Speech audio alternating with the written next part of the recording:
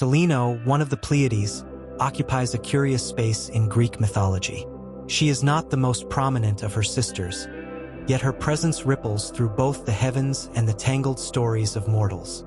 As a daughter of the Titan Atlas, condemned to hold up the sky, and the Oceanid Pleione, Celaeno belongs to a divine lineage that connects the sky, the sea, and the earth.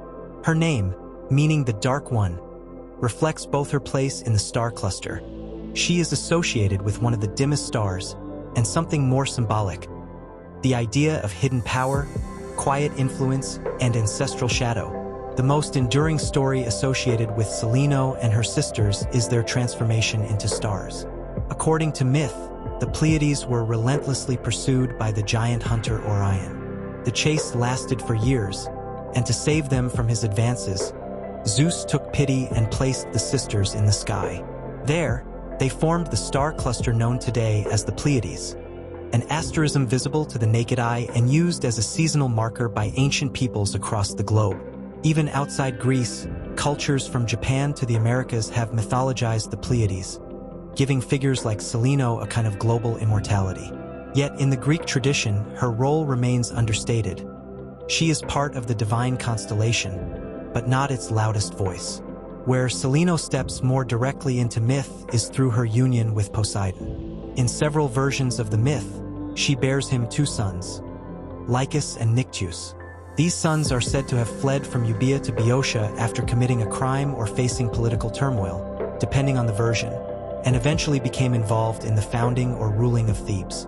In some genealogies, they are protectors or regents of the young Labdacus, grandfather of Oedipus.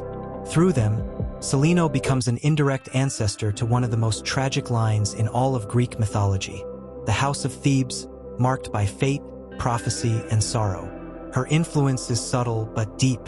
She is a quiet thread woven into the broader fabric of Greek myth, present where royal bloodlines meet divine will. Another son sometimes attributed to Celaeno is Eurypylus, a lesser-known figure who in some versions of myth rules over the islands of the western seas.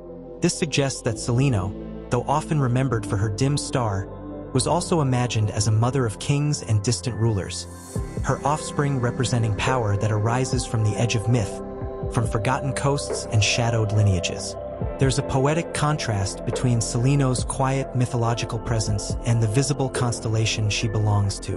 While some of her sisters are linked to louder myths, Maia with Hermes, Electra with the fall of Troy, Celaeno's legacy is quieter, more ancestral. She does not speak prophecies or fall in love with gods in dramatic tales.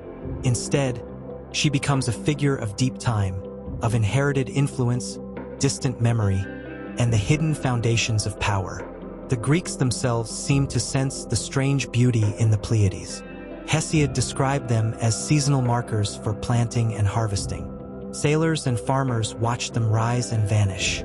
Even though Celaeno's star is faint, it's part of this cycle, appearing in the dusk, sinking into dawn. She moves through time like myth itself, often unseen but always returning. In the end, Celaeno's story is not one of action but of connection, between sky and sea, god and mortal, myth and memory. She's a figure who reminds us that not all power is loud, and not all stories are told at full brightness. Some are carried in silence, across generations, glowing dimly in the sky.